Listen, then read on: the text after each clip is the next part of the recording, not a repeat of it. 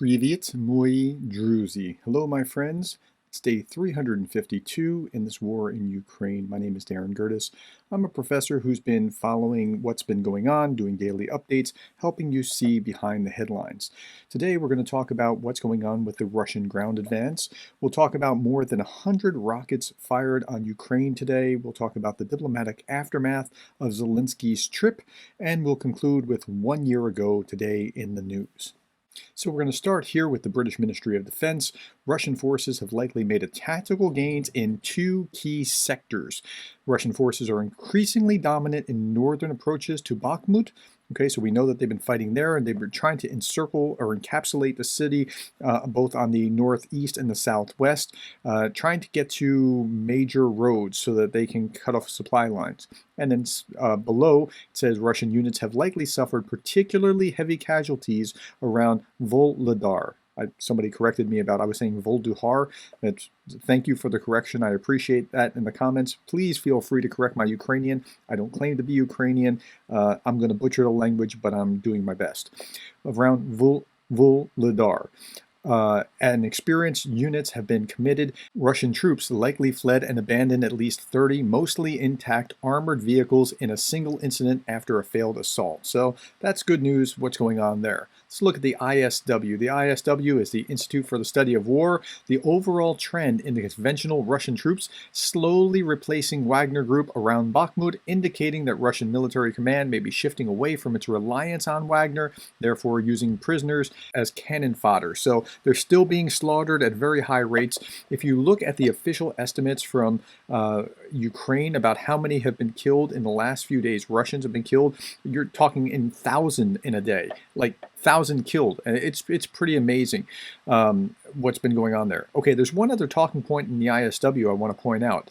The Kremlin continues to pursue measures to gradually prepare Russia's defense industrial base for a protracted war in Ukraine while avoiding wider economic mobilization. Putin doesn't want to go full out. He's trying to do as little as possible in order to meet his objectives, but he is in it for the long haul, and I think we just need to understand that that's where he is. Okay, next, Ukraine news. Putin prepares 2,000 tanks as he unleashed the largest missile attack on Zaporizhia. So yesterday I showed you an article where at least 1,000 tanks have been knocked out. It's maybe upwards of half of the 3,000 mobilized or actually usable tanks that Russia had committed to this, but apparently Russia's amassed 2,000 tanks for this new offensive in the eastern region of Donbass. Says Ukrainian intelligence. Vladimir Putin unleashed a new wave of missile strikes on critical infrastructure in Ukraine on Friday. That is today.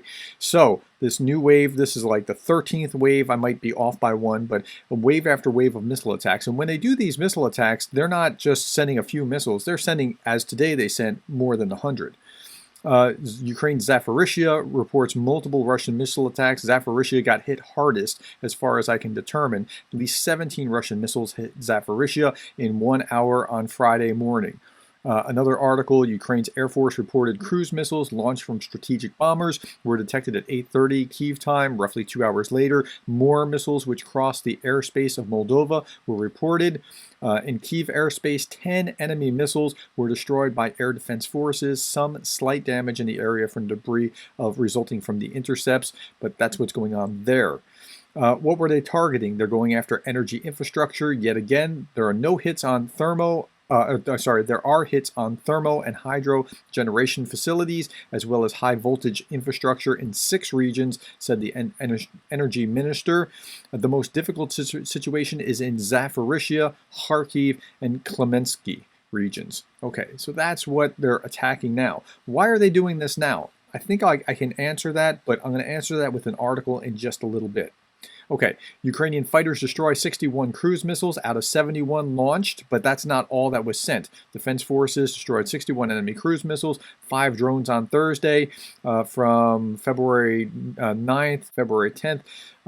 Launched 71 cruise missiles, as well as 35 missiles of the S-300 complex. So you're north of 100 being lobbed at Ukraine right now. Now, The Ministry of Defense of Moldova has reported that a missile violated the country's airspace on Friday morning. The responsible structures discovered at 10:18 a rocket that crossed the airspace of the Republic of Moldova in the village of Murkra in Transnistria region. Okay, so this could become more widespread if they're not careful with that. Now remember, Zelenskyy was just speaking in Europe. He spoke to the British in the UK in Westminster Hall, and then he spoke to the European Union. And while he was speaking to the European Union, he made a statement about the plan for Moldova.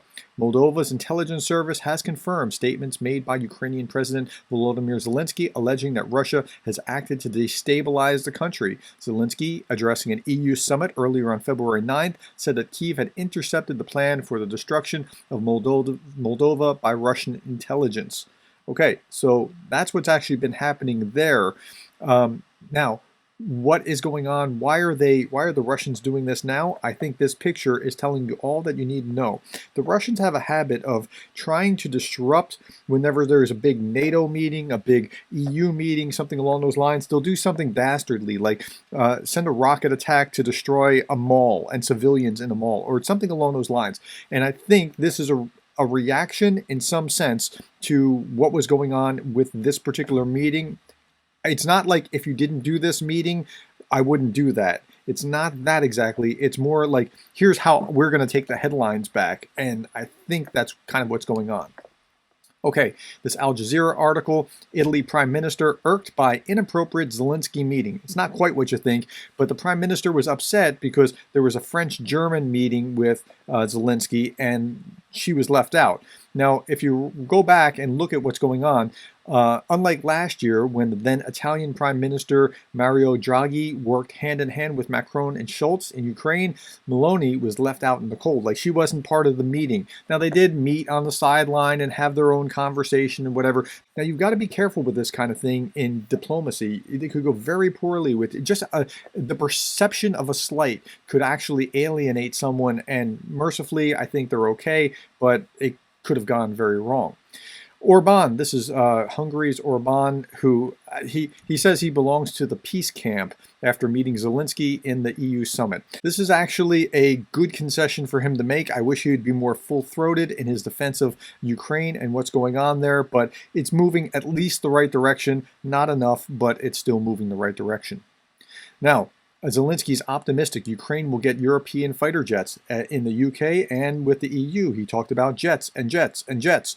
Ukraine, that is winning, is going to be a member of the European Union, Zelenskyy said to Applause. It was only his second foreign trip since Russia launched a full-scale invasion of his country almost a year ago. And where did he go the first time? He went to Washington, and we saw that. And then he went to both the UK and Brussels in order to do this second trip. He's spending this time very, very wisely, getting assurances from other EU members and working on the solidarity. Zelenskyy also indicated to reporters that European allies would provide fighter jets, but made no concrete announcements. Quote, Europe will be with us until our victory. I've heard it from a number of European leaders about the readiness to give us the necessary weapons and support, including the aircraft, he said at his press conference. Okay, that's great. And he needs that. But it's going to be some time in the minds of these leaders, right? These guys here, he's been thinking, I need these jets, I need these jets, I need these jets since very early on. It's taking a while for these different cast of characters to start thinking, yeah, well, maybe we can start providing those jets. It's going to take some time.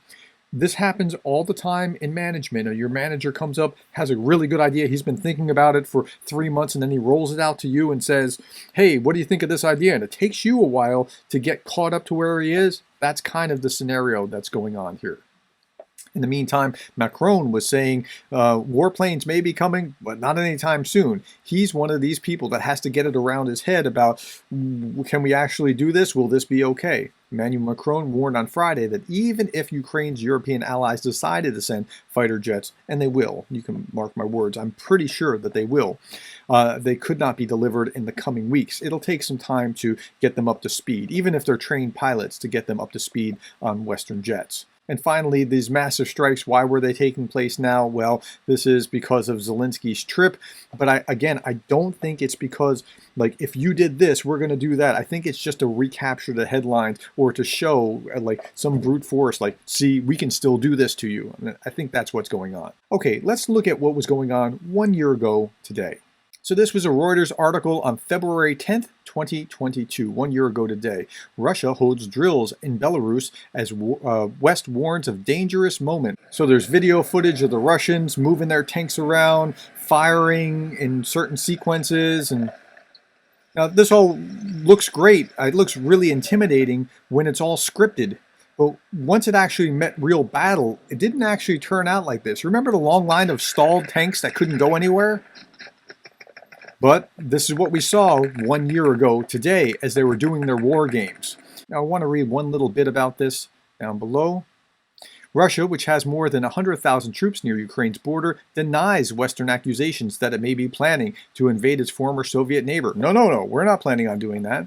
Though it says it could take an unspecified military technical action unless demands are met. So we're going to rob your house and take your stuff unless you turn over your stuff. I honestly don't think a decision has been taken by Moscow on whether to attack, Johnson told a news conference with NATO Secretary General Jens Stoltenberg.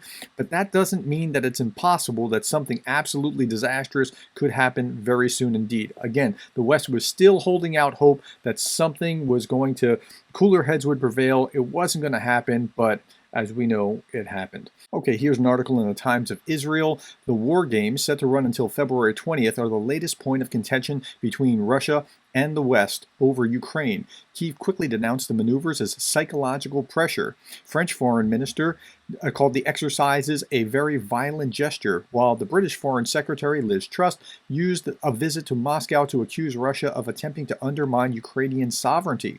NATO Secretary General Jens Stoltenberg said the buildup was a, quote, dangerous moment for European security.